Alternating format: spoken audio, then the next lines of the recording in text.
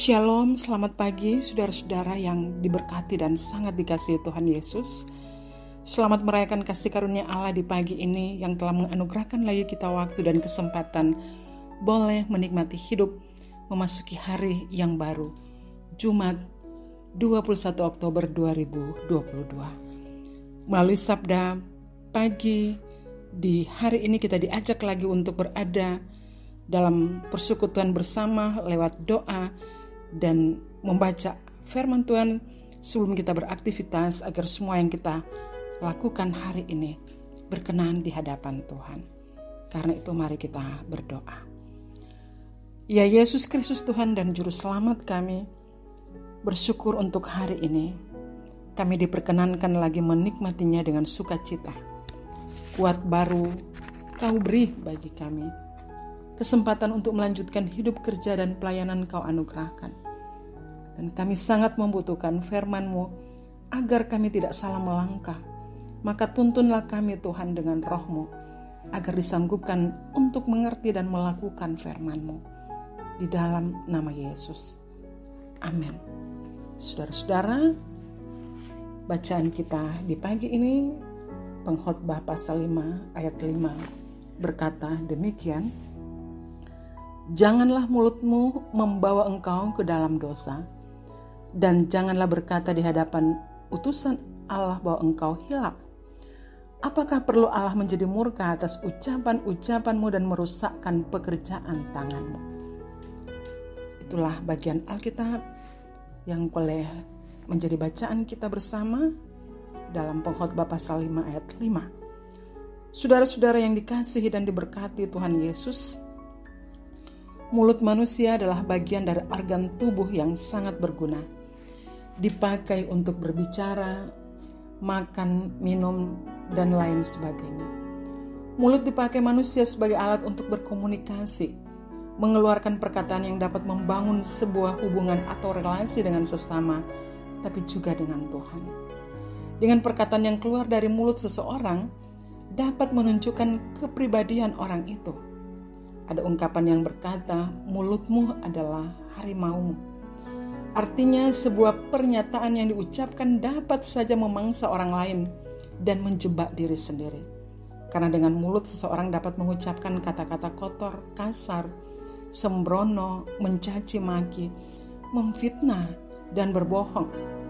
Tapi kita diingatkan lagi oleh firman Tuhan dalam Efesus 4 ayat 29 berkata, janganlah ada perkataan kotor keluar dari mulutmu, tetapi pakailah perkataan yang baik untuk membangun di mana perlu, supaya mereka yang mendengarnya beroleh kasih karunia. Saudara-saudara yang dikasihi dan diberkati Tuhan, setiap perkataan yang keluar dari mulut seseorang merupakan cerminan hati dan pikiran.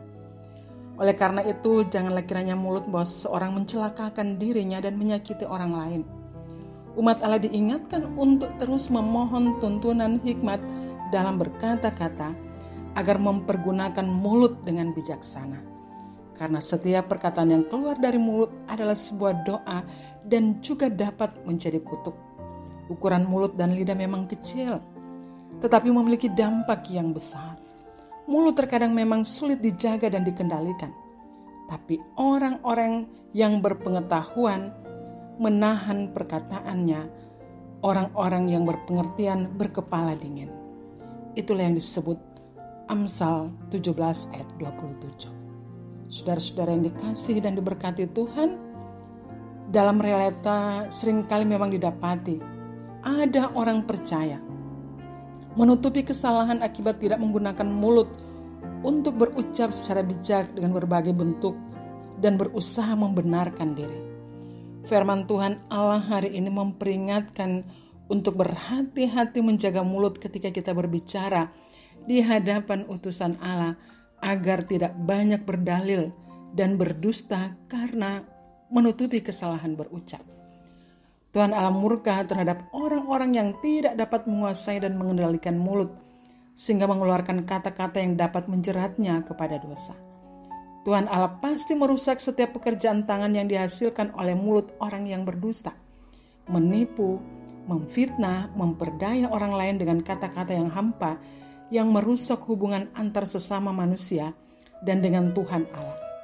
Yesus berkata dalam Matius 12 ayat 36 sampai 37. Tetapi aku berkata kepadamu, setiap kata sia-sia yang diucapkan orang harus dipertanggungjawabkannya pada hari penghakiman. Karena menurut ucapanmu engkau akan dibenarkan, dan menurut ucapanmu pula engkau akan dihukum. Dan karena itu sebagai orang percaya pada Yesus, kita diingatkan lagi untuk menjaga dan mengendalikan mulut dalam berkata-kata. Karena Tuhan Allah murka atas setiap perkataan kotor dan kasar, serta syarat dengan dusta dan fitnah yang keluar dari mulut orang percaya. Tuhan Allah pasti menghancurkan setiap kerja dan karya yang dihasilkan dari orang yang mulutnya cenderung dan gemar memutarbalikkan kebenaran. Oleh karena itu menjaga mulut adalah bagian penting dalam hidup beriman, guna membangun relasi dengan Tuhan Allah dan sesama. Saudara-saudara yang kekasih dalam Tuhan, hidup seperti apa yang kita inginkan hari ini dan hari akan datang. Semua itu sangatlah ditentukan oleh setiap perkataan yang keluar dari mulut kita. Itulah sebabnya menjaga mulut dalam berkata-kata adalah cara terbaik untuk memelihara hidup supaya berkenan di hadapan Tuhan dan sesama. Amin. Saudara-saudara, mari kita berdoa.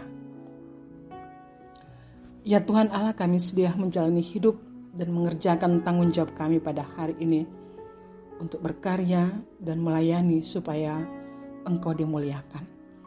Tolonglah kami ya Tuhan agar firman-Mu menjadi pedoman dan kekuatan untuk dapat mengendalikan hati, pikiran, lidah, dan setiap ucapan-ucapan yang keluar dari mulut kami agar menyenangkan dan memuliakan Tuhan dan menjadi berkat bagi sesama.